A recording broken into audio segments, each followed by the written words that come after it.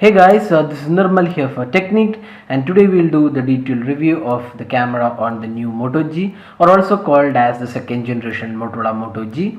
So there is an upgrade in the camera compared to the previous version of Moto G, which was released last year.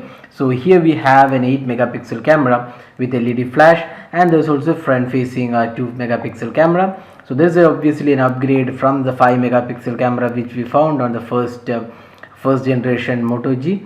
So we'll do a detailed review of the interface and also show you some of the samples which we took using the 8 megapixel shooter. So first up, let's open the camera and see the interface.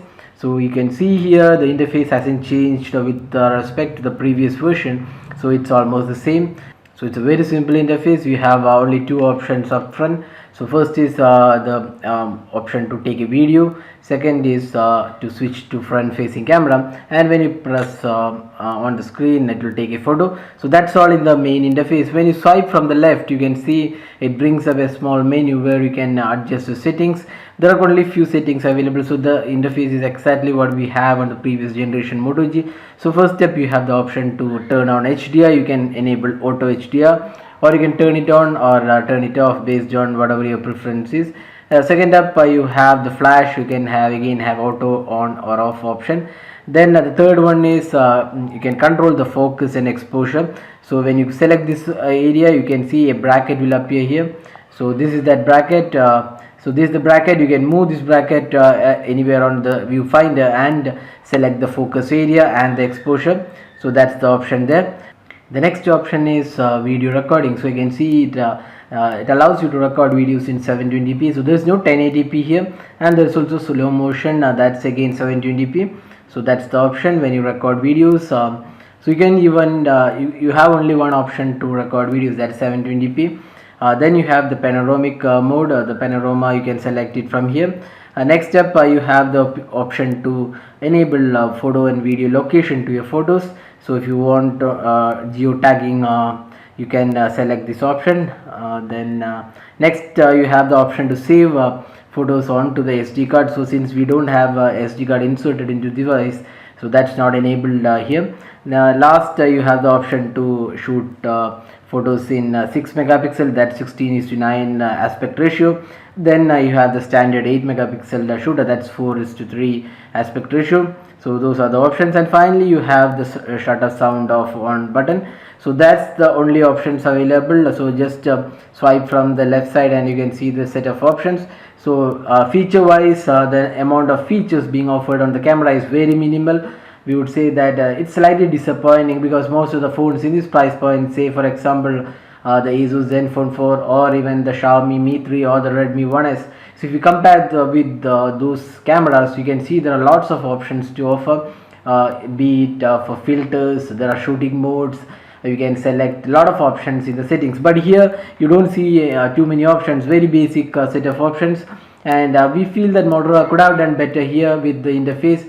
They could have improved the interface when compared to the previous generation Moto G. So that's slightly disappointing aspect. Now coming to the camera viewfinder. So if you swipe from the top to the bottom, you can see that I am zooming in. So that's the option to zoom in for a particular photo. Just swipe to the top and you can see there's a 4x zoom available. Then if you just swipe down, it will come back to the original view. Now that's the options available here. Now let's go ahead and see how the shooting works. So if you want to take a photo, just drag this focus area and then click, you can just take a snap. So taking snaps is pretty fast. You don't have too much lag here, so it's pretty fast taking the photos. One issue we face with this camera's autofocus is that even though there is a bracket, you can enable this bracket to select the focus area. The focus really didn't work really fast. Some areas, even though we drag the focus onto the macro shots, there was some focusing issues. We are not really sure if that's the way it works, but probably it's kind of an annoying sometimes when you want to focus particular objects, because there is no touch to focus option, and you need to keep this the bracket on the place where you want to focus. But the real issue was only when you focus macro objects. The normal shots were pretty okay, and this issue, it's kind of a bit annoying at times. Now if you want to record, you just press here and the recording starts instantly. You can pause the recording, that's one good thing. You can also stop the recording once you're completed, so pausing the recording is also possible. So now let's see some of the shots taken using this camera. So here are some of the daylight and macro shots, so have a look at them.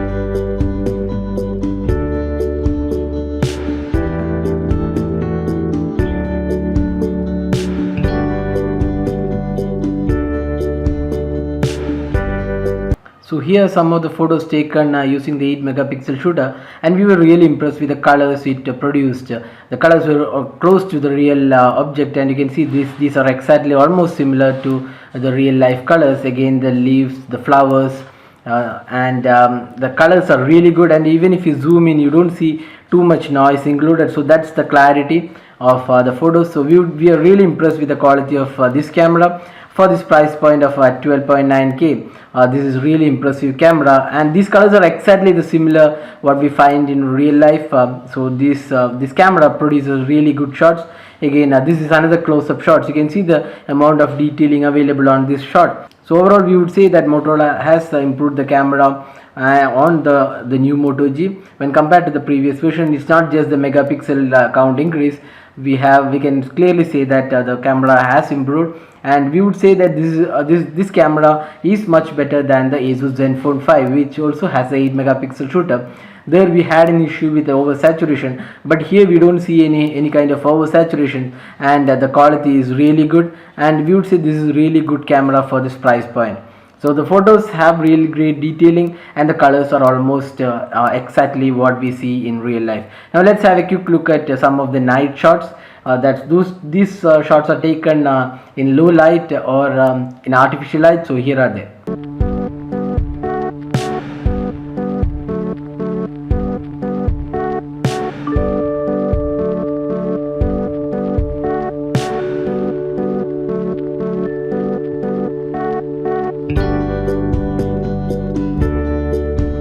So here's a low light shot, and you can see that there isn't anything visible really on this photo, and this is almost taken in zero visibility. So in the low light photos, the Motorola Moto G is in a really good camera.